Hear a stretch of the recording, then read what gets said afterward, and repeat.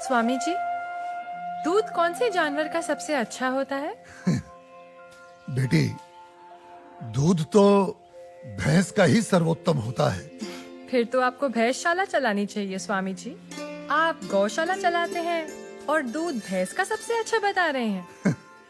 वो इसलिए बेटी, क्योंकि आपने दूध के विषय में पूछा है और दूध भैंस का ही उत्तम होता है।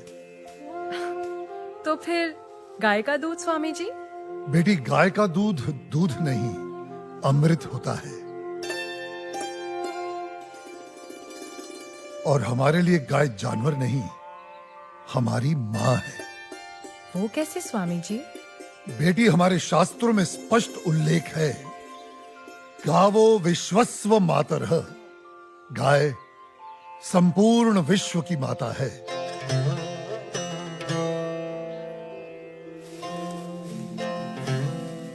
बेटी, गाय ही संसार में एकमात्र ऐसा प्राणी है जिसके अंग अंग से संसार को लाभ प्राप्त होता है। गाय दया, ममता और त्याग की देवी है। गाय लोक मंगल का स्वरूप है। लोक मंगल का स्वरूप है? वो कैसे स्वामी जी? हाँ बेटी, गाय का दूध पीने से शरीर के साथ साथ मस्तिष्क का भी विकास होता है। गाय के दूध में 8 प्रकार के प्रोटीन्स, 6 प्रकार के विटामिन्स, अनेकों प्रकार के एमिनो एसिड्स और न जाने कितने प्रकार के दुर्लभ तत्व प्राप्त होते हैं। It's a complete and wholesome food. ये मानव शरीर के प्रत्येक रोगों के लिए वरदान है। इसीलिए ये अमृत है। अब तुम गौमूत्र को ही ले लो। गौमूत्र बेटी अद्भुत औषधि है और हमारे आयुर्वेद में तो कई सारी जीवन रक्षक दवाएं गौमूत्र को केंद्रित करके ही बनाई जाती हैं। अच्छा। क्या आपको पता है, अमेरिका अपनी दवाइयां बनाने के लिए काऊ यूरिन इंडिया से ही इंपोर्ट करता है। रियली? अब आओ गोबर पर। काऊ डंग, जिसका अज्ञानी लोग बहुत मजाक उड़ाते हैं, वही गोबर ईंधन और खाद यानी कोल और मैन्योर का काम करता है। It's a natural fuel and fertiliser. आपको पता है बेटी, गांव के कच्चे घरों की दीवारों पर गोबर लेपने से उन पर सूर्य की सख्त और विषाक्त किरणों का असर ही नहीं होता। ओह। बेटी, हमारे शास्त्रों में कहा गया है कि गाय के खुरों से उड़ी धूल यानी गोधूली अपने मस्तक पर लगाना तमाम तीर्थों में स्नान करने के बराबर है। लेकिन स्वामी जी, आपने ये गौशाला खोलकर जो बूढ़ी और दूध ना देने वाली गायों को शेल्टर दिया है, अगर कोई कसाई इन्हीं गायों को काटकर उनका मांस अगर बाजार में बेचता है, उसे तो 30-40 हजार का लाभ हो सकता है। लेकिन आपने तो इन बूढ़ी गायों को शरण देकर उसके पेट पर तो लात मार दी है। उस बेचारे का तो रोजगार छिन गया है स्वामी जी। हम कितने एहसान फरामोश हो गए हैं बेटी। चलो आज एक कैलकुलेशन करते हैं। एक गाय 20 से 25 साल जीती है। वो अपने जीवन काल में 15 साल हर रोज 15 से 20 लीटर दूध देती है। इसका मतलब एक साल में हुए तकरीबन 7,000 लीटर दूध और 15 साल में हुए 1,05,000 लीटर दूध। अब आप अंदाजा लगा लो, 1 लीटर दूध कितने का बिकता है और 1,05,000 लीटर दूध कितने का बिकेगा। अब तुम वैसे ही गोबर और गौमूत्र का भी गणित जोड़ लो। तुम्हारी आंखें फटी और खुली रह जाएंगी कि एक गाय अपने पूरे जीवन काल में कितने करोड़ों रुपए मनुष्य को कमा कर देती है। बेटी, अनेक इंडस्ट्रीज काऊ डेयरी और उसके बाय प्रोडक्ट्स पर टिकी हुई हैं। और ये गणित यहीं खत्म नहीं होता बेटी। उसकी मृत्यु के उपरांत उसकी चमड़ी, उसकी अस्थियां भी काम में आती हैं। उससे भी लोग पैसे कमाते हैं। आप 30-40 हजार रुपयों की खातिर उस ममता की मूर्त को जीवित काट कर व्यापार करने की बात कर रही हो, उसे खाने की बात कर रही हो। और कितना त्याग, कितना उपकार चाहिए एक प्राणी से। जिस मां ने अपने जीवन काल में हमें इतना धन दिया हो, हमारी सेवा की हो, उसके वृद्ध हो जाने पर, उसके बीमार हो जाने पर हम उसका त्याग कर दें, उसे अबैंडन कर दें। धिक्कार है ऐसी सोच को। बेटी अपनी मां के वृद्ध हो जाने पर उसे बेचा नहीं जाता, उसे काटा नहीं जाता, उसकी सेवा की जाती है। मैं आपकी बात से सहमत हूँ स्वामी जी, लेकिन आपका पॉइंट ऑफ व्यू प्रेजुडिस भी तो हो सकता है, क्योंकि आप एक हिंदू हैं। ओ मैडम जी, आप बिल्कुल गलत बोल रही हैं। मैं एक मुसलमान हूँ और मेरा नाम इस्लाम मुन्ना शेख है और मैं इस आश्रम का ग्वाला हूँ और हमारे कुरान पाक में कहीं भी गाय के गोश्त को खाना नहीं लिखा है। हम हिंदुस्तान में रहते हैं। अगर गाय हिंदुओं की माँ है तो गाय हमारी भी माँ है। तो इसका मतलब आप भी गौ हत्या के खिलाफ हैं?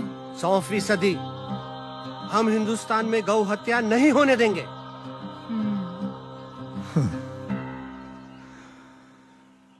बेटी, जितनी भी बीमार, लाचार और दूध ना देने वाली गाय हैं, जिन्हें हमारे अपने ही हिंदुओं ने अपने निजी स्वार्थ के लिए त्याग दिया है, हम उन सब गायों को अपने यहां शरण देंगे, उनकी सेवा कर उनका ऋण चुकाएंगे। पादरी साहब मुबारक हो। आदिवासियों के 4 गांव, सबसे बात हो गई है। सब धर्म परिवर्तन के लिए तैयार हैं। आप तो ये रखिए, धर्म परिवर्तन के बाद सब में बांट दीजिएगा, सबको खुश करके भेजिएगा। Thank you my dear, God bless you. मगर पादरी साहब, उन आदिवासियों के सारे वोट मुझे ही मिलने चाहिए। श्योर। अपने लाल सलाम को अपना लाल बावटा फहराना चाहिए। Don't you worry mister Shiva Rao, आप तो बस हमारी मिशनरी को सपोर्ट करते रहिए। आई एश्योर यू, आपको वोटों की कभी कमी नहीं होगी। कोई वोट नहीं पड़ेगा साहब, भूल जाओ राव साहब, भूल जाओ। कोई वोट नहीं पड़ेगा और ना ही कोई धर्म परिवर्तन होने वाला है। हाँ? क्या बकवास कर रहा है? बकवास नहीं करता है साहब, सच बोलता है। एक नया साधु आया है, पूरा दिन सनातन धर्म का प्रचार करता है, भंडारा लगाता है और ये आदिवासी बैठ के उसका बात सुनते। ये पत्रकार लोग खूब इंटरव्यू कर रहे हैं उसका। और भाई, उसका कन्विंसिंग पावर इतना जबरदस्त है कि कोई भी दूसरा धर्म घंटा अपनाएगा। ये तो कुछ नहीं साहब, अपना मांस का धंधा चौपट होने वाला है। वो सारी बूढ़ी और बीमार गायों को शरण देता है। वो स्वामी गो हत्या के सख्त खिलाफ है।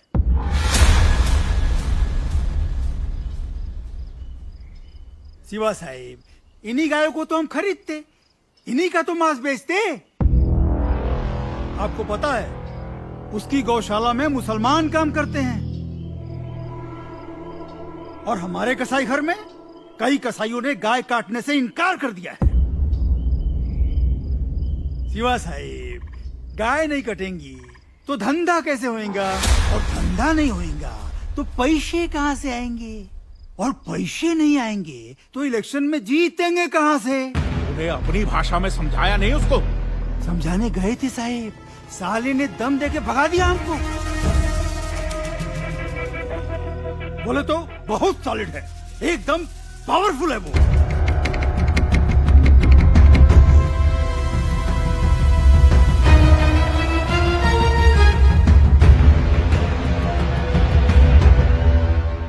स्वामी जी, आप तो सेक्युलर हैं, लेकिन आपके हिंदू धर्म में ये जो कास्ट सिस्टम है, जात पात, भेदभाव, ऊंच नीच, इसके बारे में आपको क्या कहना है? हाँ बेटी, इन्हीं बुराइयों ने तो हमारे सनातन धर्म को कलंकित कर दिया है और मैं बेटी इसका सख्त विरोध करता हूं। लेकिन बेटी, क्या तुम जानती हो, ये ब्राह्मण, क्षत्रिय, वैश्य और शूद्र जातियां नहीं हैं, ये 4 वर्ण हैं और इन 4 वर्णों का विभाजन जन्म के आधार पर नहीं, कर्म के आधार पर किया गया है। समाज की उत्कृष्ट व्यवस्था के लिए, गवर्नेंस के लिए स्वयं मनुष्य ने इन वर्णों को बनाया है। बेटी, जो तेज बुद्धि वाले थे उन्हें पूजा पाठ, पठन पाठन, यज्ञ हवन और ज्ञान का प्रचार सौंपा गया, वे ब्राह्मण कहलाए। जो बलिष्ठ और शक्तिशाली थे उन्हें समाज की रक्षा का भार सौंपा गया, वे क्षत्रिय कहलाए। जो बिजनेस माइंडेड थे उन्हें व्यवसाय दिया गया, वे वैश्य हुए।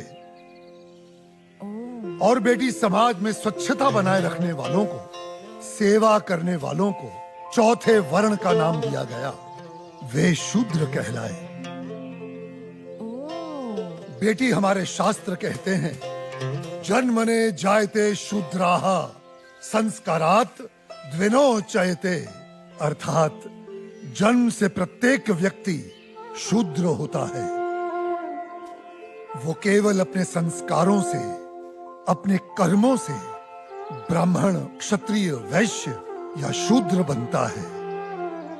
अब आप मुझे ही ले लो, पहले मैं अखाड़े में पहलवानी करता था तो तब मैं क्षत्रिय था, आज मैं प्रवचन देता हूं तो आज मैं ब्राह्मण हुआ, और यदि कल मैं कोई व्यवसाय करता हूं तो मैं वैश्य कहलाऊंगा, समझी?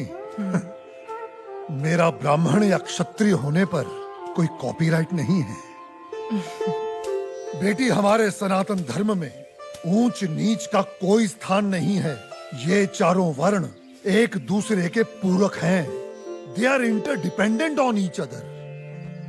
ये एक गाड़ी के 4 पहियों के समान है। बिना एक दूसरे के सहयोग के समाज का कोई भी महत्वपूर्ण कार्य पूरा नहीं हो सकता। जी स्वामी जी। बेटी, सनातन धर्म तो समस्त वर्णों, समस्त प्राणियों में करुणा, दया और अपनत्व की भावना रखना सिखाता है। सर्व धर्म समभाव में विश्वास करना सिखाता है। हमारा धर्म सब धर्मों को एक समान मानता है। बेटी, हमारे लिए तो ये पूरी धरती एक कुटुंब है, एक परिवार है। The whole world is one family, वसुधैव कुटुंबकम। पंडित,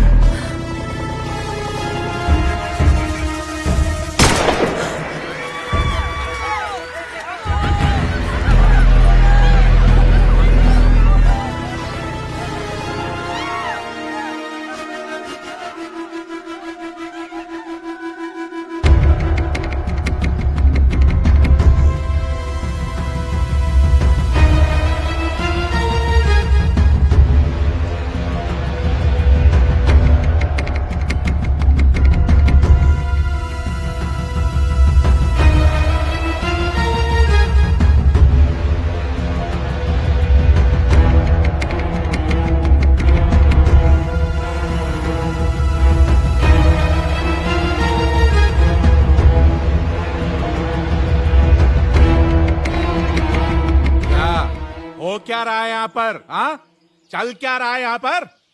तुम लोग यहाँ धर्म परिवर्तन करा रहे हो। मैं केवल धर्म का अर्थ समझा रहा था, सत्य का मार्ग बता रहा था। हाँ, रहने दे रहने दे, साफ पता चल रही है तुम्हारी मंशा। ये जो तुम गौशाला खोलकर, ये रोज रोज के मुफ्त के भंडारे लगाकर इन गरीब आदिवासियों को बरगला रहे हो, घर वापसी की मुहिम चला रहे हो। लाल बौटे के ठेकेदार, गलत। यहाँ पे कोई घर वापसी नहीं हो रही है, कोई धर्म परिवर्तन नहीं हो रहा है। मैं खुद एक मुसलमान हूँ और इस आश्रम में नमाज अदा करता हूँ। स्वामी जी ने आज तक मुझे कभी नहीं रोका है। तुम लोग गलत अफवाहें फैला रहे हो। ए मुन्ना, चुप रह, चुप। तू चुप रहे। क्या तुम लोग हिंदू मुसलमान बोल बोल के हम में दरार पैदा कर रहे हो? चलो निकलो यहाँ से, बंद करो अपनी ये राजनीति की दुकान। ए मुन्ना, तू अपना मुंह बंद रख। चिल्लाओ मत। मैं तुम्हें अच्छी तरह जानता हूं कनन शिवाराव। जिस प्रकार तुम सनातन धर्म के विरुद्ध इन भोले भाले आदिवासियों के हृदय में जहर इंजेक्ट कर रहे हो और अपनी वोटों की खातिर पैसा बांट बांट कर इनका धर्म परिवर्तन कर रहे हो, ये सब अब नहीं चलेगा। ए स्वामी, तू जानता भी है कौन है ये? जानता हूं, तुम्हारे आका हैं जो तुम्हारे नाम पर फर्जी ट्रांसपोर्ट कंपनी चला रहा है और गैर कानूनी तरीके से गौ मांस बेचने का घोर अपराध कर रहा है। ए पंडित! कनन शिवाराव, गाय हमारी माँ है। हम उसकी पूजा करते हैं, उसकी सेवा करते हैं और कोई उसे काटे हम कतई बर्दाश्त नहीं करेंगे। हम तुम्हारा ये गोरख धंधा बंद करवा के रहेंगे। ए, तू हमारा धंधा बंद करवाएगा? हाँ?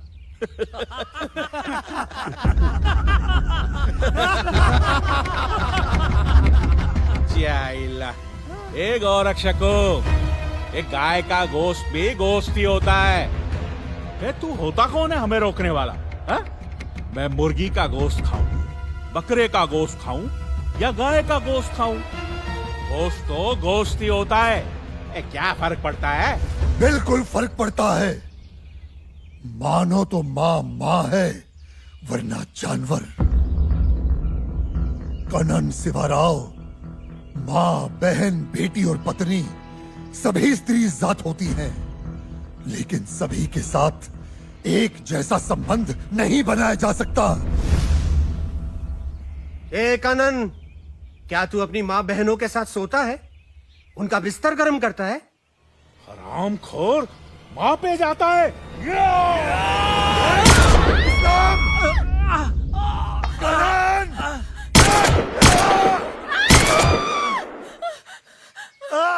ये हमारे दलित भाइयों को भड़का रहे हैं, उनका धर्म परिवर्तन करा रहे हैं। मारो!